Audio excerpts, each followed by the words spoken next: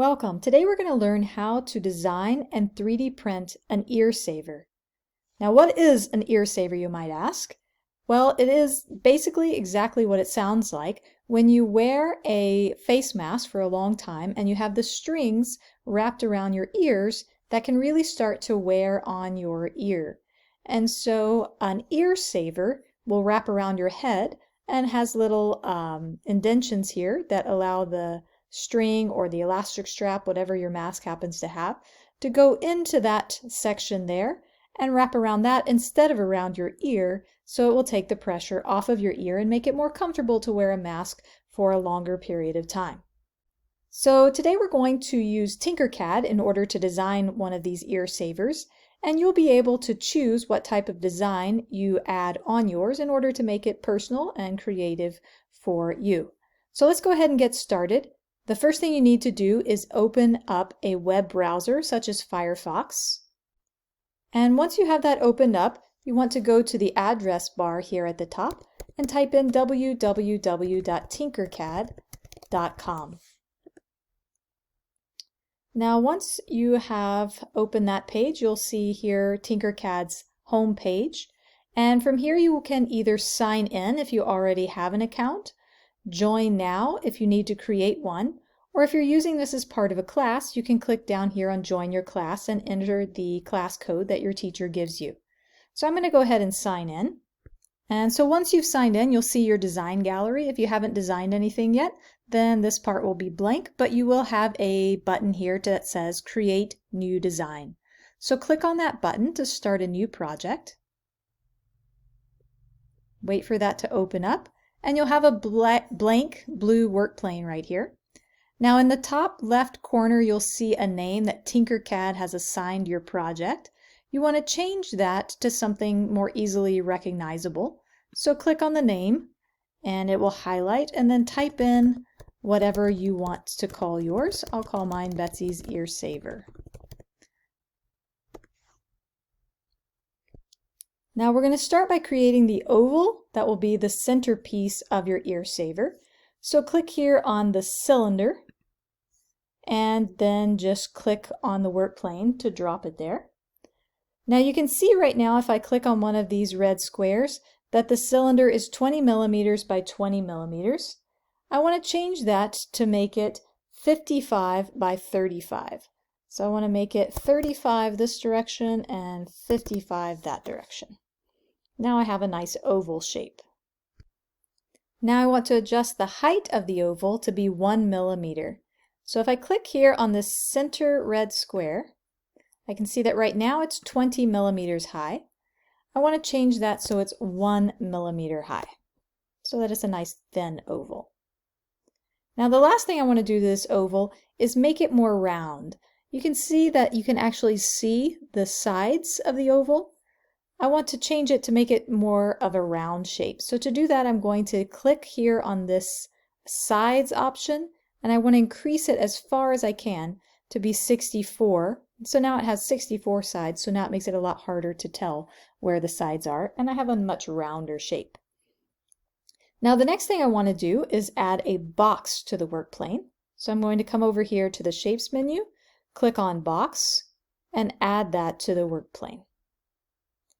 Now again, I want to change the size, so I'm going to click on one of these corner squares, and this time I want it to be 12 millimeters by 57 millimeters. And again, I want to change the height to be 1 millimeter, so I'm going to click and drag this down to 1. I could also type it in. Now I'm ready to make the little tabs on the side that will catch the string or the elastic from the face mask. So I'm going to add another box to the work plane. And this one I want to be very skinny, so I'm going to make it 19 millimeters this direction and 2.5 millimeters this direction. And this time I want it to be 2 millimeters high. I'm going to let it stick out a little further than the base here. That way I can change the color for the top layer there. So I'm going to make this 2 millimeters high. Now I want to zoom in so that I can see this object a little bit better. I can use the zoom options here. I can use the scroll button on my mouse, or I can click F on the keyboard, and that will focus in on whatever object I have selected. Usually focuses in a little too much, so I want to zoom out just a little bit, and then I can see that object best. Now I want to add the circles to the end here so that it will have something that catches it. So I'm going to click here on the cylinder and add that to the work plane. I want to go ahead and increase the number of sides here to 64 to make it as round as possible. And then I want to change the dimensions for this circle and make it 5 by 5. And now I want to change the height to be 2, the same as it was for this bar here. Now I need to select both this object and this object so that I can align the two of them correctly. So to select more than one object at a time, I'm going to hold down the Shift key while I select that second object. So now I have both this circle and this bar selected. I can tell here I have two shapes selected. And I'm going to click now on the Align tool, which is this button right here. So in order to align the shapes, I'm going to first click here on the bar, and that tells that I want to use it as my reference for alignment. That means it's the one that's going to stay still. The other one will move according to it.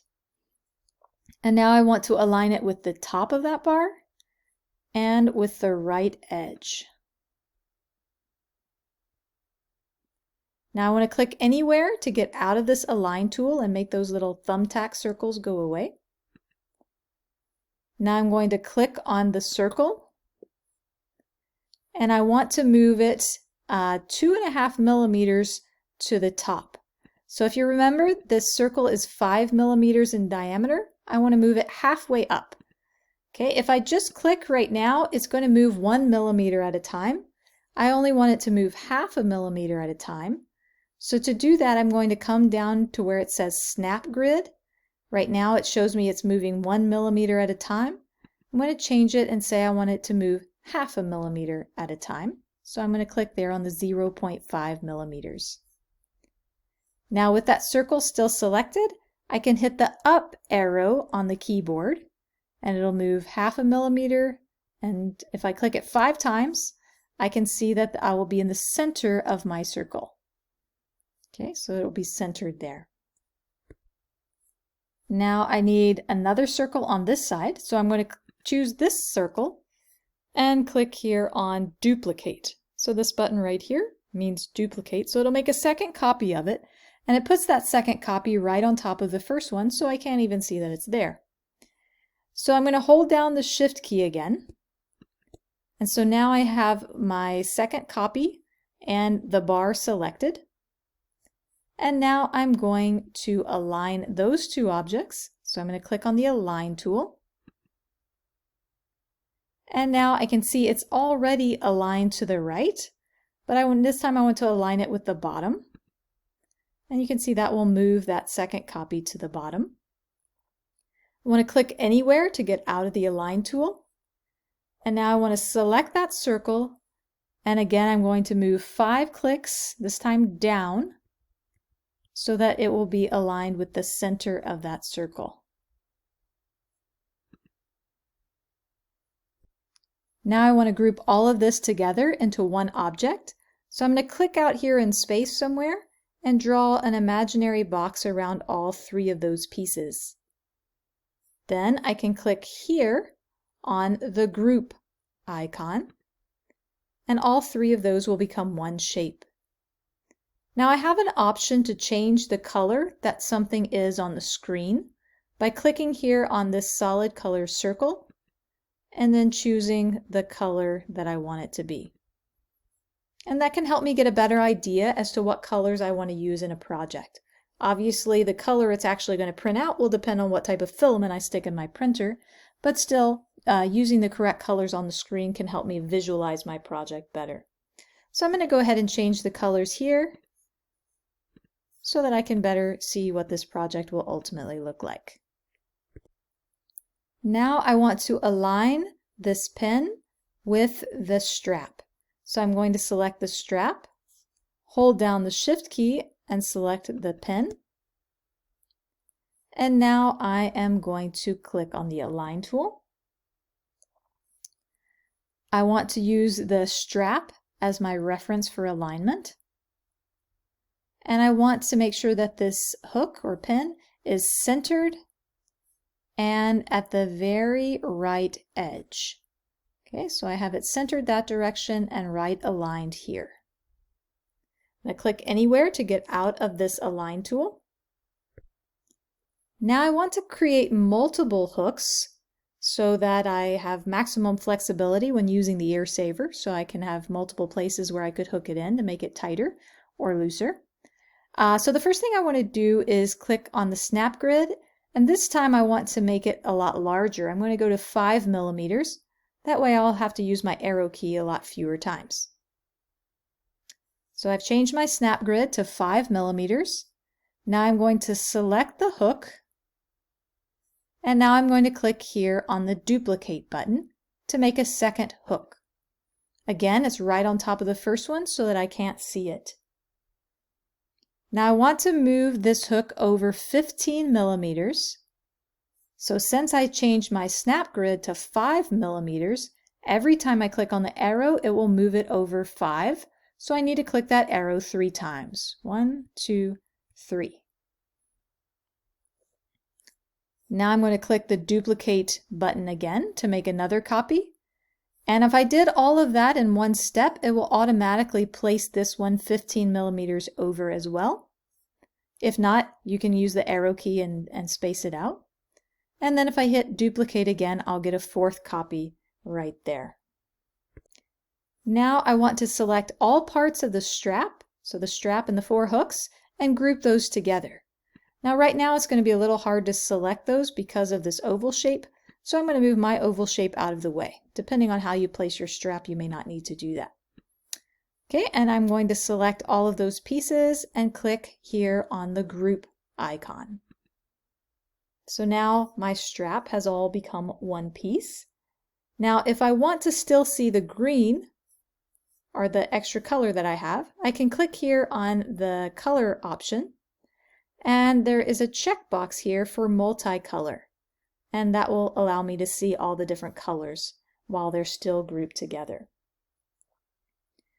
Now I want to rotate this strap 5 degrees, so I'm going to select the strap, and then I need to find the arrow that's going to allow me to rotate it in this direction 5 degrees. Okay, so for me it's right here. It could also be on the bottom or even on the top depending on how your screen is positioned. Okay, so I click this. Now notice if I stay on the inside of this blue circle, it's going to try to rotate it 22.5 degrees every time I go around. If I come to the outside of the circle, it will allow me to rotate smaller increments, 1 degree at a time. And that's what I need so that I can rotate it 5 degrees. Once I get to 5 degrees, I will stop. And now I'm ready to actually position the strap correctly. I could just try to eyeball it and just place it on there, but then I might not get the one on the other side to line up exactly, so I'm going to use the Align tool. So I have my strap selected. I'll hold down the Shift key and select the oval. Now I'm going to click here on the Align tool. I want to use my oval as my reference for alignment, so I'm going to click on that. And then I want to top align it. Okay, I can see I actually have it that way, so I want to align with the top. And I want to align with the right side. Okay, so I have it top and right side aligned. Now I'm going to click anywhere to get out of the Align tool. I'm going to select my strap, and I'm actually going to click over 11 times with the right arrow key. So 1, 2, 3, 4, 5, 6, 7, 8, 9, 10, 11. And that'll put it right at the edge of that oval. Now I want to create a strap to be on the other side. So to do that, I'm going to click on the Duplicate tool. so that I have a second copy on the right on top of the first one. And now I'm going to use the mirror function to create a mirror image of that item. So I'm going to mirror it, and I want to mirror it horizontally. Now, with that item still selected, okay, with that duplicated and mirrored strap still selected, I'm going to hold down the Shift key and select the center oval. Now I want to align those similar to the way I did the other side. So I'm going to click on the Align button, choose the oval as my reference point, and this time I can see it's still top aligned, but I want it to also be left aligned.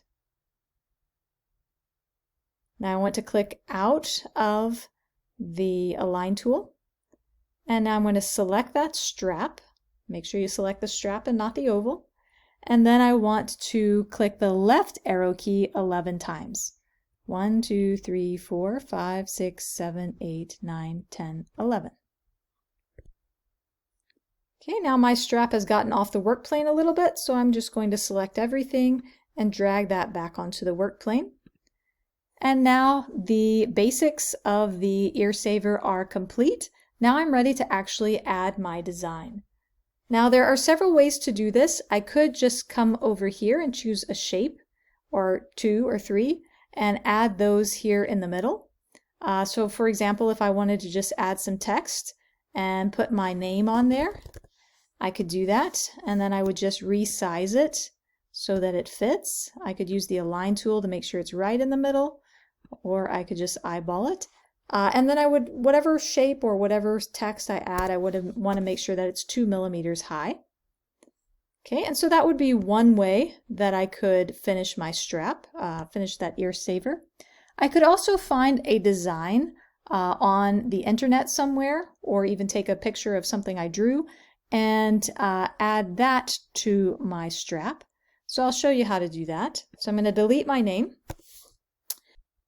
So I want to open up a new tab. So I'm going to click here on the plus to open a new tab. And then I'm going to type in whatever it is that I would like to search for. So I might, for example, look for a picture of a frog. So I type in frog. Google looks for images of frogs. I want to click here on images, so I only get images and not text. And you'll see I get a bunch of photos of frogs. Now the most important part about choosing an image is making sure that your image has good solid lines. Single color is best, maybe a couple colors, but make sure that it is something that looks more clip arty like and not photo like.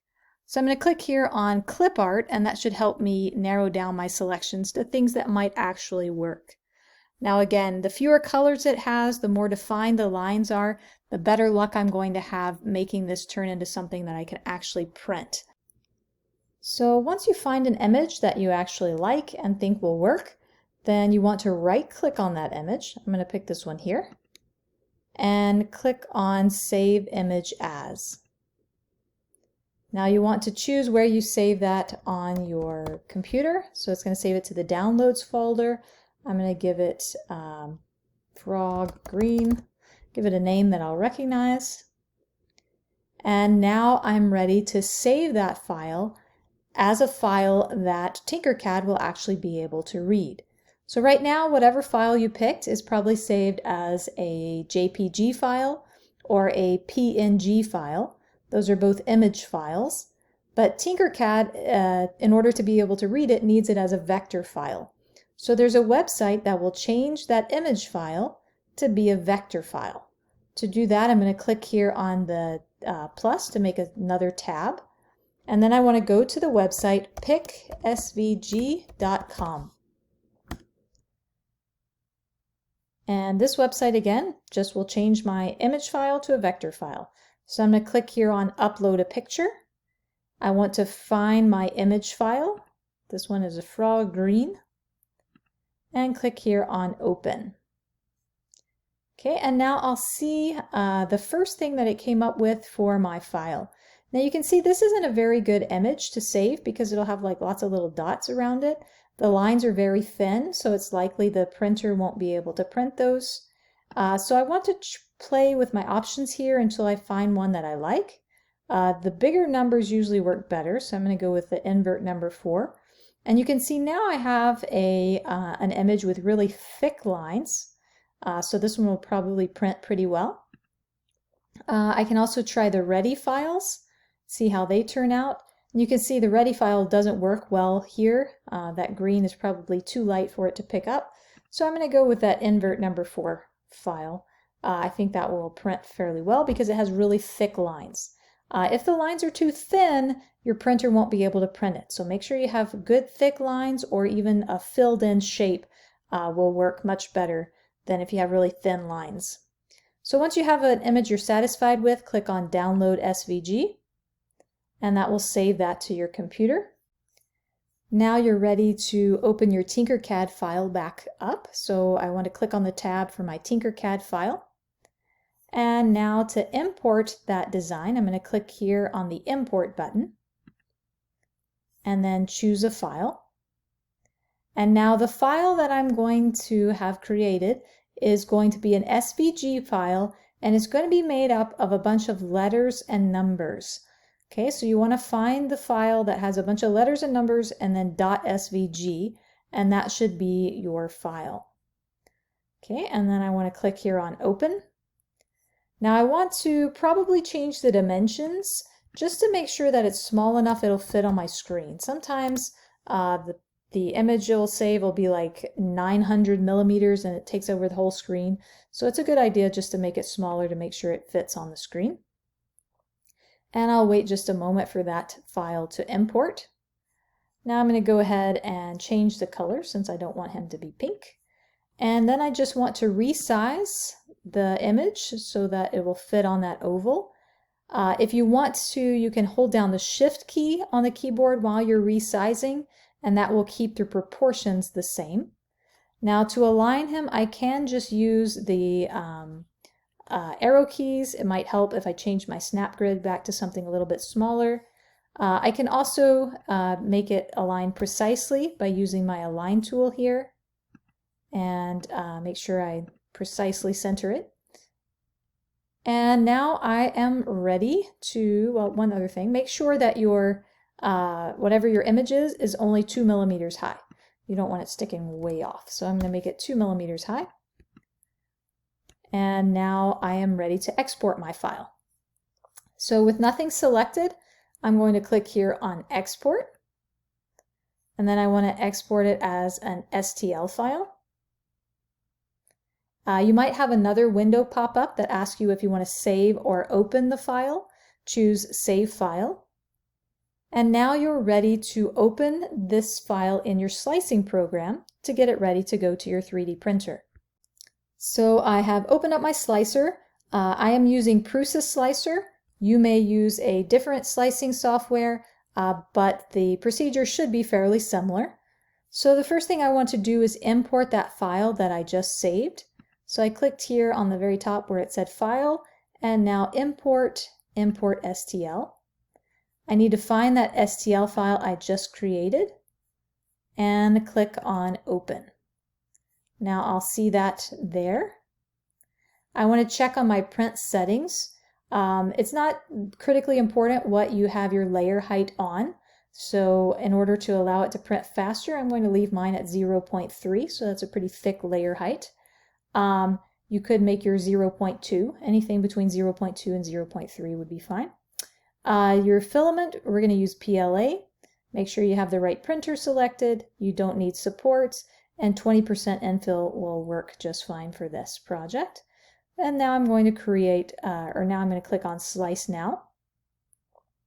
Now it's important at this step that you zoom into your design and make sure that it sliced it well. If you had very thin lines, it may not have found all of them. So you can see, for example, this line was somewhat thin, but it wasn't critical to being able to tell what my design is, so it's okay that it has a few holes there. If you have a lot of holes, or if you can't even tell what your design is, you might need to go back and pick a different design so that it will slice well. Okay, once I've sliced it, I want mine to be dual color, so I'm going to have it print to one spot. Okay, I'm going to let it start up here, and I'm going to have it print all of this part in one color, I think in yellow, and then I'm going to have it print the rest in green. So I'm going to drag this little slider here on the side until I get to the first layer where it starts to print what I want to be in green, and then I'm going to click here on the plus sign, and that's going to tell that I've inserted a stop. So that's going to tell my 3D printer, once you get to this point, stop, and tell me to change the filament. And I'm going to change the filament color so that it then prints the rest in the green color. Okay, so it's going to have the whole base printed yellow, and then the stuff that was higher is going to be green. All right, and now I want to click on Slice Now again. Now I can see how much filament it's going to use, what it's going to cost, how long it's going to take, and I am ready to save my design. So I will click here on Export G-Code. Make sure I recognize the name where I'm going to save it. Make sure I'm saving it to my SD card, or however you save something to get it to your printer, and click on Save. Okay, once it's been saved on there, I can eject the disk, take it to my printer, and start printing. Now notice after it prints the first layers, it will beep to let me know I need to change the filament, and then I'll change the filament, and then it'll be complete. Hope you enjoyed making your ear saver.